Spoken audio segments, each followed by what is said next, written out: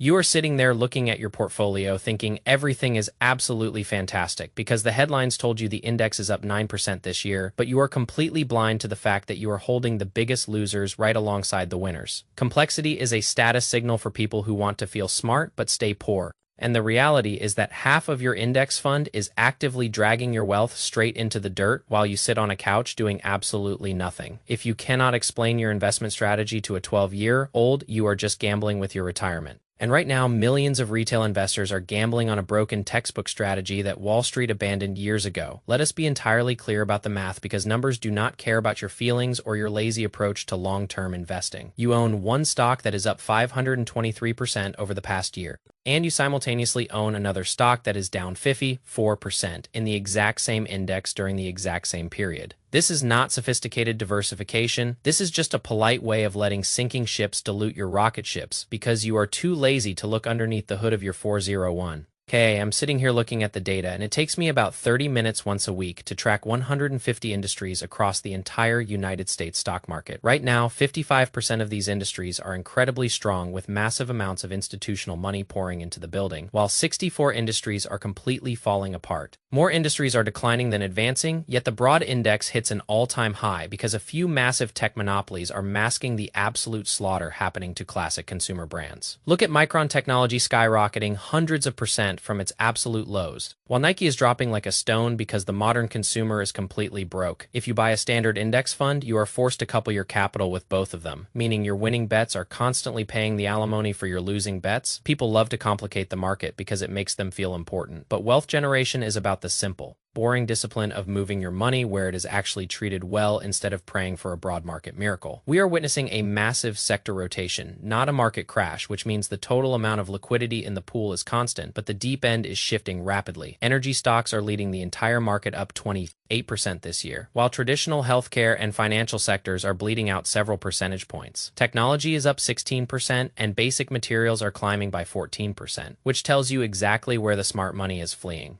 There are three massive macroeconomic drivers behind this structural shift that the mainstream financial media will never explain to you because it ruins their favorite narrative. First, inflation is back with consumer prices rising at nearly double the official government target, while energy costs have spiked 18% and gasoline is up 28%. When inflation runs rampant like a wildfire, paper-based assets and promises of future growth lose their purchasing power, while hard assets and physical commodities win every single time.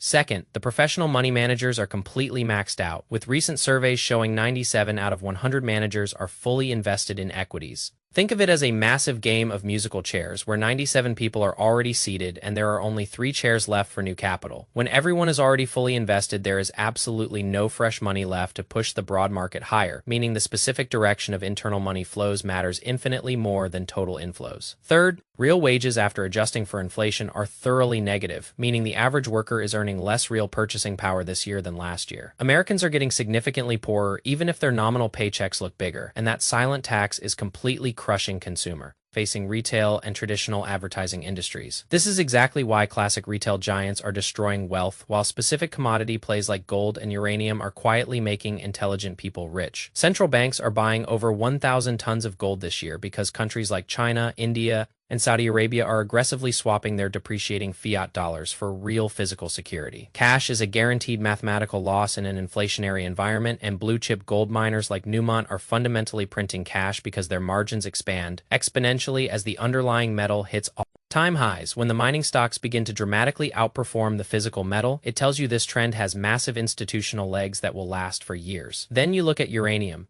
which is up over 20% compared to last year because the entire global economy is rapidly going nuclear to support the insatiable power demands of artificial intelligence data centers. China has 60 nuclear reactors running and 38 more under active construction, while the United States government just classified domestic uranium as a critical national security asset. Tech giants are signing massive independent contracts for small modular nuclear reactors because there is physically no other way to generate the baseline electricity required for the next generation of computing. The United States requires about 50 million pounds of uranium every single year, but produces less than 1 million pounds domestically, creating a 98% import dependency on a critical resource. Huge uranium producers like Cameco are perfectly positioned to act as the primary fuel suppliers for this infrastructure boom, while retail investors are still chasing exhausted meme stocks. Copper is the new crude oil because the entire modern physical economy runs on it, with prices up 40% over the last year alone. Every single electric vehicle requires 4 times more copper than a traditional gasoline car, and every solar panel, wind turbine, and data center upgrade demands massive amounts of it. Global supply is shrinking rapidly due to severe production disruptions in Chile and Indonesia,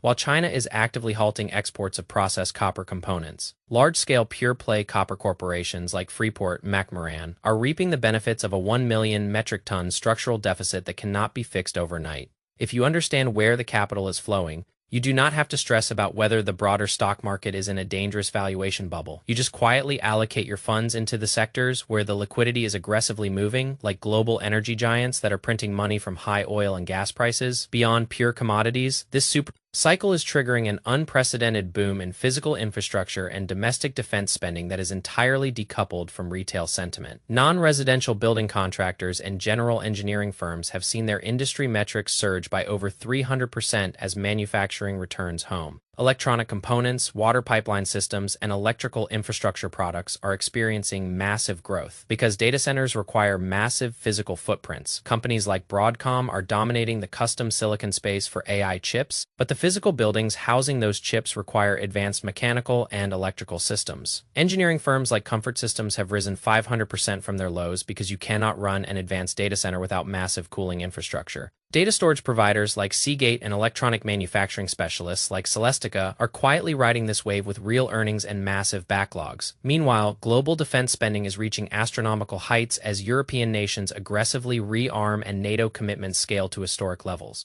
Defense technology companies like Rocket Lab and blue-chip contractors like RTX are sitting on massive multi-year backlogs that guarantee future revenue regardless of consumer spending habits. The United States is heavily funding the repatriation of semiconductor manufacturing and battery plants through massive government programs that will stimulate construction for decades. Infrastructure players like Mastech and Quanta Services are completely invisible to the average retail investor because they never go viral on social media. Yet they form the physical backbone of every single secular megatrend. On the flip side of this coin are the 64 declining industries that are actively eroding the net worth of index fund investors every single day. Professional consulting firms are down 30% because advanced language models can now perform the tasks of hundreds of entry-level consultants in seconds. Traditional publishing, information services, and global advertising conglomerates like WPP have lost massive portions of their market value as corporate budgets contract. If you had placed $10,000 into a blind index fund 2 years ago, you would be sitting on a generic 30% gain, which sounds acceptable to average people. But if you had avoided the losers and focused solely on the ascending industries,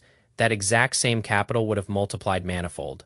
The textbook strategy of buying and holding an unmanaged bucket of 500 stocks puts you in both the winning and losing outcomes simultaneously and labels it diversification. Wall Street never buys and holds forever because their entire business model relies on moving capital dynamically to exploit structural inefficiencies before retail catches on. They sell the passive narrative to everyday investors to keep retail money completely static while institutional desks trade around your dormant capital. The speed of technological disruption and artificial intelligence means that companies are being displaced faster today than at any other point in human economic history. The old method of picking a blue-chip company and holding it for 40 years is a psychological trap because entire industries are being wiped out in 24 months. You deserve to know the real rules of the game that the wealthy use to protect their purchasing power during periods of monetary debasement. Stop allowing passive financial products to average down your potential returns by forcing you to subsidize dying shoe manufacturers and obsolete consulting firms. The wealth gap between the individuals who understand capital rotation and those who blindly follow generic advice is widening into an absolute canyon. Focus entirely on the clean, unvarnished data of institutional money flows, maintain a relentless discipline, and let the lazy majority fund the counterparty risks.